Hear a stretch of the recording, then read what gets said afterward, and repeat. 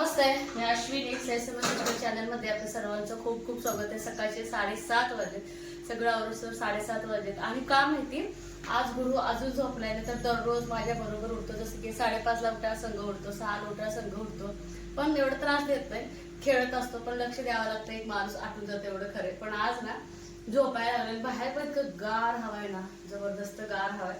ह्या सीझन मध्ये मी डिलिव्हरी व्हायला पाहिजे होते असं मला वाटतंय. कारण की तुम्हाला तर माहिती, मी खूप ना हालाकीचे दिवस काढले. 1 महिना पूर्ण डिलिव्हरीचे जे आहे, इतकं ऊन होतं, उष्णता, गरमी, आणि गुरुला पण भरपूर त्रास झाला. आणि मला तर झाला पण माझ्यापेक्षा जास्त गुरुला त्रास झाला. अशा वातावरणामध्ये मला डिलिव्हरीचं सुख मिळालं असतं असं मला वाटतंय. माहेरात असून सुख मिळालं नाही. मस्त सोन्याचा घास घालत होत्या वहिनी, आई सगळे काळजी घेत होते, पण काही त्या अंगाला लागलं नाही माझ्या. तर आताच वातावरण बघितल्यानंतर असं वाटतंय की गुरु आता किती छान राहिला असता, झोपून राहिला असता दिवस रात्र. मी पण छान सगळ्या माझ्या गोष्टी सगळ्या झाल्या असत्या असं वाटतंय. पण आता ह्या गोष्टी जर आत्मसात करायचं म्हणतात, चला आता अजून आपण ओली बाळंतीणच आहे, 3राच महिना आहे, सगळं पावल्या म्हटलं तर आता काही होत नाही सासरे आल्यामुळं. आणि असं कधी कधी वाटतं की जावं का काय 15-8 दिवस माहेरला. तिथे गेले की नाही परत थोडं आराम करता येईल, पण तसं आता होत नाही. ते म्हणतात की गेलेल्या गोष्टी परत येत नाही, तर त्यावेळेस सगळं करायला पाहिजे. पण त्यावेळेस वातावरण तसं नव्हतं. इतकं वार आहे ना बाहेर. तेवढ्या वारात आईला बोलले की तुम्ही पटकन चूल पेटवून घ्या, तोपर्यंत मी ते कुकर लावून घेते. जसं की बघा, लकीला रात्रीच्या मी गॅसवरती मोठ्या भाकरी केलते, तरी पण त्या पुरल्या नाहीत त्याला. मग गॅसवरती काही एवढं परवडत नाही खरं सांगायला जर गेलं तर. मग आम्ही काय करणार आहे, लागले 7-8 चपात्या आणि लकीची भाकरी दोन्ही पण करून घेणार आहे. तर आधी म्हटलं कुकर लावावं, कुकर लावते ते पण सांगते. सगळं साहित्य मी घेऊन ठेवलं, कारण की गुरु उठला की पटकन मला पळावं लागतंय, गुटी करावं लागते. आणि पीठ केल्याशिवाय पण त्याला गुटी करता येणार नाही. आणि इथं बघा, सांबरसाठी आज इडली करायचंय. तब्बल मी 2 महिन्यानंतर ना सांबर करते. सांबर आणि इडली. जसं की बघा, दरदरपणे मला आठवत नाही केलं होतं एवढं मला माहिती आहे इडली. पण आता लय दिवस झालं पोरींना आईना वगैरे असं घरात काय बनवलंच नाही. इडलीचं म्हटलं दररोजच गायचा दिवस चाललाय माझा. म्हटलं चला आज रविवार पण आहे आणि गारगार हवा असले ना, पोरीला इतकं म्हणजे ते आवडते ना नाश्त्याचा प्रकार, खूप आवडते. हळद एक विसरले, तर ह्याच्यामध्ये ना थोडंसं हळद टाकली. तर तुरीची डाळ आणि मसूर डाळ दोन्ही मिक्स करून घेतलं. आणि नेहमी काय करते सांबार बनवताना, तर चिंच भिजत घालत असते थोडं वाटीमध्ये, चिंच आणि गूळ. तर ह्यावेळेस काय करणार आहे, चिंच, गूळ आणि टमॅटो, कांदा आणि शेवग्याची शेंग हे सगळं एकत्र घालणार आहे शिजताना.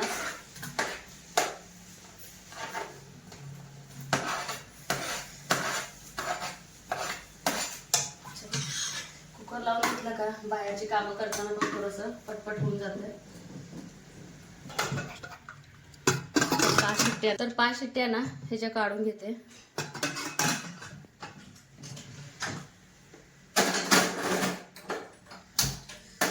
आणि आपलं पीठ बघा इतकं छान भिजलंय, तर सोडा वगैरे काही ह्याच्यामध्ये वापरत नाही. मला वाटलं फुगते का नाही असं वाटत होतं, पण मस्त फुगलं हे बघा.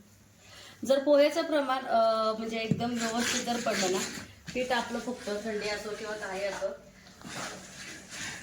तर एक साथ फक्त ह्याला फिरवून ठेवणार आहे, कारण की आता इतक्या लवकर मी इडल्या करणार नाही. 7:30 कोण खात पण नाही आणि कोण उठलं पण नाही. फक्त तयारी चालू आहे माझी, बाकीचं काय नाही.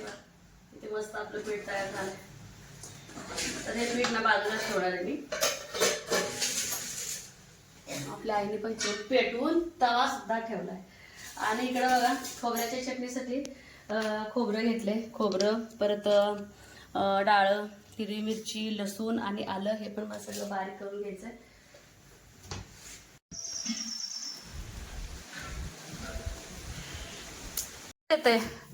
हा, कुत्र्याच्या चपाती म्हणजे लकीच्या भाकरी आणि आमच्या चपाती झाल्या. इडली बनवायला घेत होते. आज गुरु 8 वाजता उठलाय. गुरु पारुस आहे, गुरु पारुसा. पारुषा लय उशीर झोपलं म्हणा, छगल्याला छान. हा, पॅक होऊन झोपले बाबू. तर आईला बघून हसायला आले. म्हटलं 2 मिनिटं घ्या लेकराला. खेळाव म्हणते, लगे हात पाय चालवते लगेच गाडी. खेळाव म्हणते. 9:30ला आंघोळ घालू तुला. लय लय वार आहे बाहेर, गारगार वार वार गारगार. पुढच्या वर्षी हातात इडली घेऊन खात फिरते 4 खोल्यात.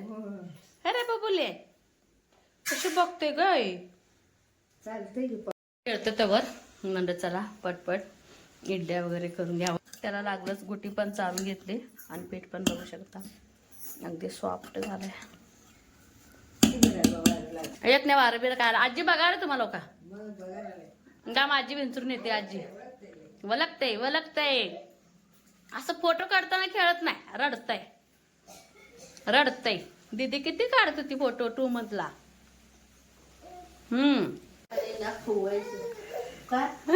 बोलते आयो आयो आयो किती पाणी लावायला किंवा आई बोल म्हणते का आजी. आजी गेली बघ बाहेर. आजी शेंगा भाजायच्या नादात आहे. भाजते त्या काय व मसाला भाजल्यासारखं चाललंय आमच्या वल्या शेंगा भाजायच्या. कारण की इतक्या वल्या आहेत ना तव्यावर खूप उशीर लागायला लागले ना त्यामुळं. म्हणून आजी ना बबुली कालच्या भाज्या निवडायच्या इथं. थांबा गुट्टीचे लागलंय तुमच्या इथं. दमा लय खेळाव म्हणते गो म्हणजे बाबू लय खेळाव म्हणते गो. लय बोलाव म्हणते लय बोलावं लागते म्हणा. हा आम्ही अंगुली करणारे अजून. हा सगळ्या मावशांना बोल मी अजून अंगुली करणारे मावची आजी. हा कुणी काल बघतय कुणी काल खेळतय काय करतय. हा आता आई इल्ली करते तुला बघत बाबूला बघत किचन बघून घ्यायला लागला तू. किचन बघून घ्यायला. मोठे मोठे शेंगा वे चला इकडे ना पाणी उकळायला ठेवलंय. मोठे मोठे भाजताय म्हणताय मोठे भाजताय बघायला आला बाई आजीला. मला शेवडून कुठे गेली म्हणते आजीला. गप्पा मारायला दुपटा आणू काय घ्यायचंय काय मांडर घेताय काय दुपटा आणू काय नका खेळते राहू दे म्हणा आजीला. थांबा दुपटा आणते. समजतंय की काय उब लागते मांडीला. घ्या दुपटा खाली नाही मांडीच्या खाली उब लागते गडम मग घी म्हणते मग रोज. हा खाली दुपटा असं उचला तुम्ही आई त्याला. हा उचला. आधी सोनू दीदी सारखी घेते उचलून सवय लागायची म्हणा. कसं बसलो ऐकते कसं भोपळा हे धर भोपळ्याला धर तर ना खोबऱ्या चटणी बारीक करून घेतलं. ह्याच्यात मीठ आणि साखर घालते आणि ह्याला ना जिरे मोहरीची फोडणी देऊन टाकते. तर साखर आम्हाला खूप आवडतं खोबऱ्याच्या चटणीमध्ये. खास करून सईला तर खूप आवडतं. कोण घालते साखर कोण घालत नाही पण मी घालत असते. छान आता कढीपत्ता पण आणली फोडणी देऊन घेते. बाबू म्हणजे खेळायला लागले बाबू इथं खेळतय आणि डाळ पण आपली छान शिजले. तर ह्याला थोडस एक जीव करून घेते.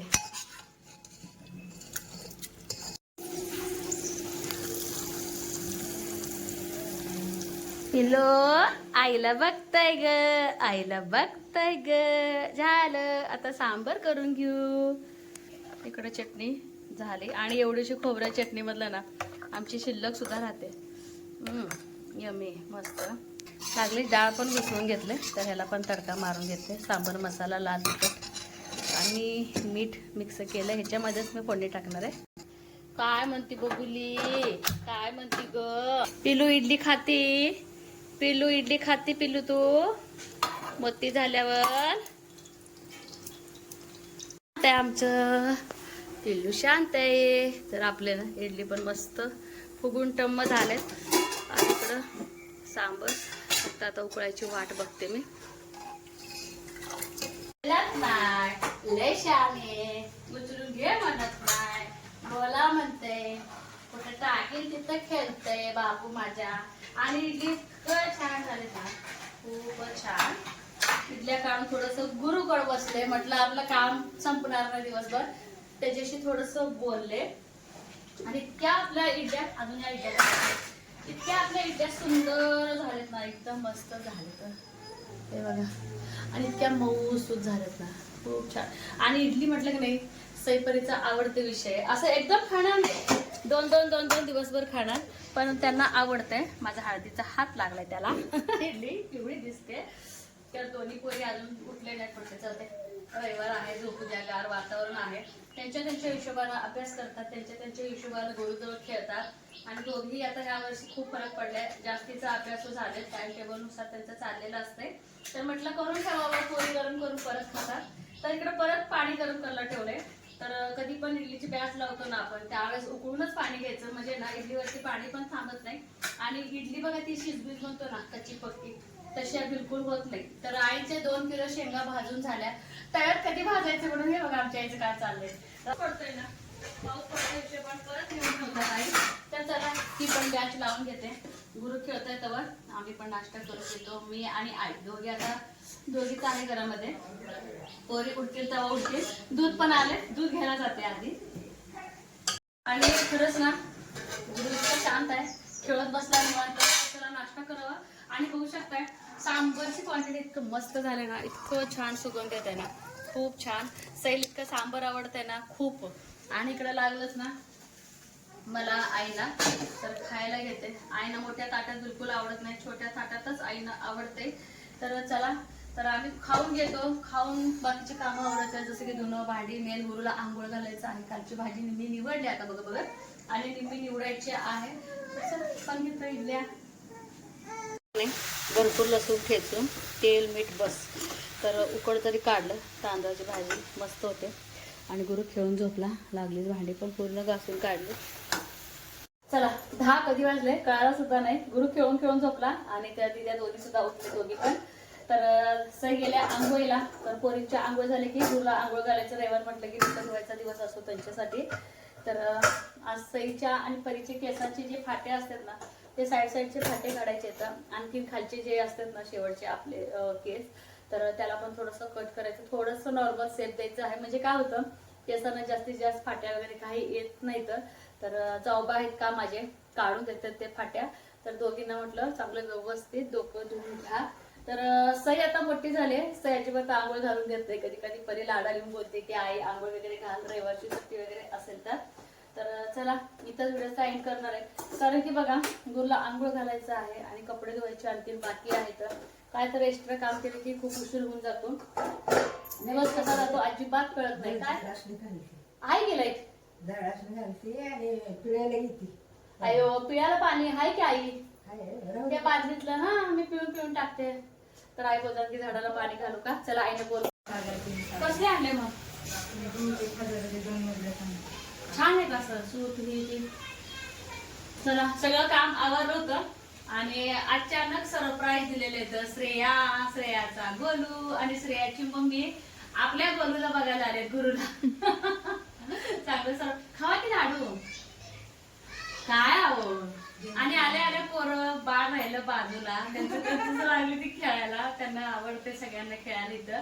परी खुश झाली. श्रेयाचा फोन आलता, मी कट केला. नच काम चालू होतं मीटिंगचं म्हणून. माईचं फोन होतं आला वाटतं फोन. मला ऐकू आले ना श्रेयाचं फोन आला. फोन घेऊन बसले होते मी.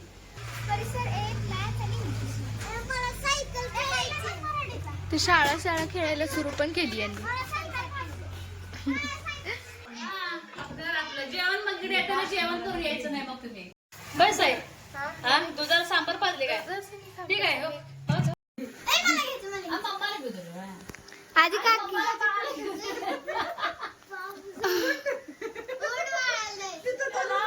त्याला कळालंच नाही मी काय बोलते. गुरु उठलाय झोपून. दीदीची मैत्रीण बघायला आली. दीदीची मैत्रीण दीदी सारखी आगाव मैत्रीण. जा मांडीवर आमची बाळ नको नको वाटते. लाता मारून मारून खाली सोड म्हणते. कोण आलं रे गुरु बघायला तुला. गुरु कोण आलं रे. झोपीत आहे का तू अजून. बोलते कुठं आला तू, कुठं बोला हो काकी. बोलो बोल की बोलो लाजतोय बोलायला का. कशी बोलते काक. हो. काय झालं, कोण नवीन आल्यावर चांगलं बोलायला सुचतं, कोणी माझ्याकडनं काढूच नाही मग. हा हो पुतो आलाय पुतो आकू आकू करते पुतो आलाय आकू बोला काय काय झालं झाली झोप तुझी हो झाली अशाने घेऊन जाईल मी झाला मोठा दादा तू केली बघ तू तू केली ना केली प्रसाद होईल. प्रसाद दिला दिली का? दुपटा दुसरा देऊ दुपटा ते थांबा मी उचलते बाळाला मी आधी सांगते काय आमच्या गुरुप्रसाद दिला गुरुप्रसाद कुणीकडे किती आहे असं हा तुझा हात बोल आता खूच्या द्या मला तू दीदी तू आवडली नाही बाई तू आमच्या दीदी सारखी दिसते बाई म्हणते तू आगाव आगाव दीदी ए गुलू कसं आहे नुसतं बोलायला लागतंय केस धरला याचं तर दुपारचं ना माझं जेवण करून घेतलं जसं की शेवगा आणि तांदळाची भाजी वगैरे चुरून खाल्लं मी शेवग्याच्या आमटी बरोबर तर म्हटलं चला तर परीची मैत्रीण आणि माझी मैत्रीण श्रेयाची मम्मी तर त्याला खाण्यासाठी काय तर करूया इडल्या आहे तर बाकी पण म्हटलं चला इडली बरोबर पोरांना अजून दुसरं काय तर देऊ तर म्हटलं आता पावभाजी करावं तर माझ्याकडे ना फ्लावर नाही आहे पण ठीक आहे फ्लावर नसेल तर चालतंय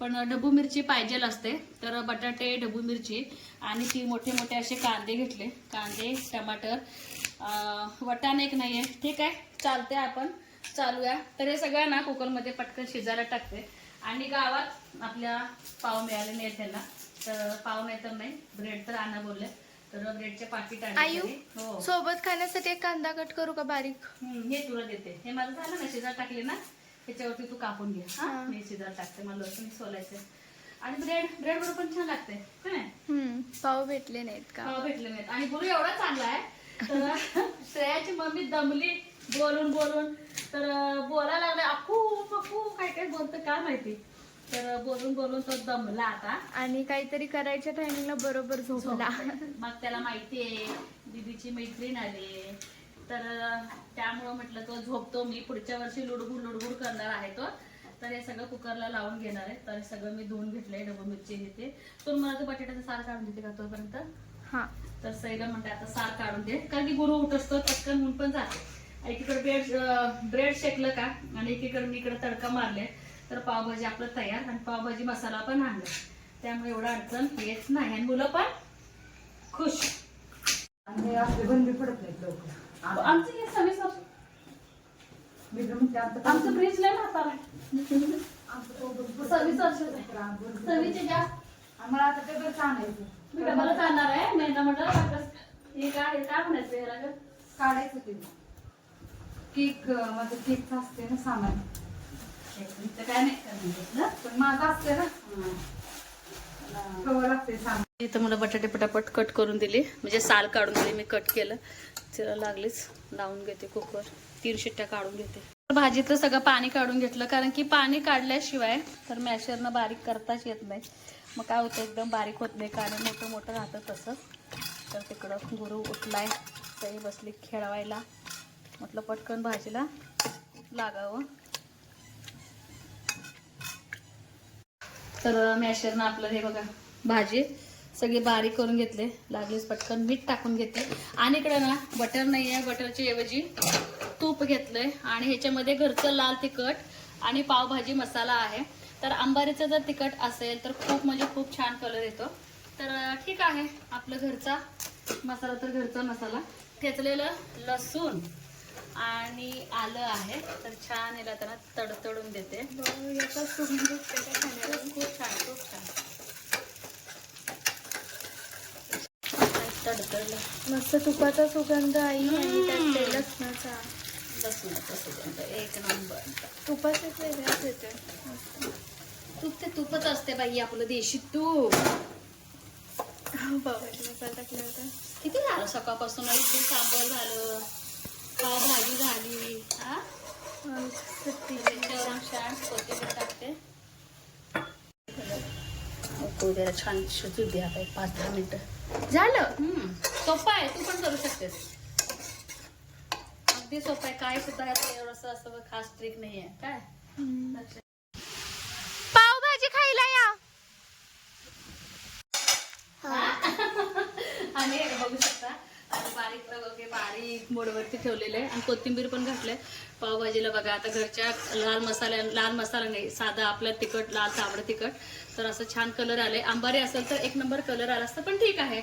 सुगंध इतका छान सुटलाय. असं मी केलं म्हणून मी बोलत नाही, पोरं म्हणतायत. हवेनं बाहेर आवाज वास जातोय. कसं आहे ते सुगंध? आणि इकडं तूप लावून आता पटापटा ब्रेड ना सगळे शेकून घेणार आहे. तर सध्या 2च पॅकेट मी फोडले. तर गरज पडली तर हे 2 फोडते. काय होतंय विनाकारण मग फोडून बसलं मग ते ब्रेड ना मग ते कडक होऊन जातात, मग खावं असं वाटत नाही. जसं लागते तसं मी फोडून घेते. आणि आता इथंच ब्लॉग मी एंड करणार आहे, कारण की मुलांना आता खायला पटापटा सगळ्यांना देणार आहे आणि ब्लॉग शूट करणारी सई पण खाणार आहे त्यामुळं. तर चला, आजचा ब्लॉग कसा वाटला हे मात्र सांगायला अजिबात विसरू नका. चॅनलवरती कोण नवीन आहे व्हिडिओ बघत राहा, लाईक शेअर सबस्क्राईब करायला अजिबात विसरू नका. बाय. तरी का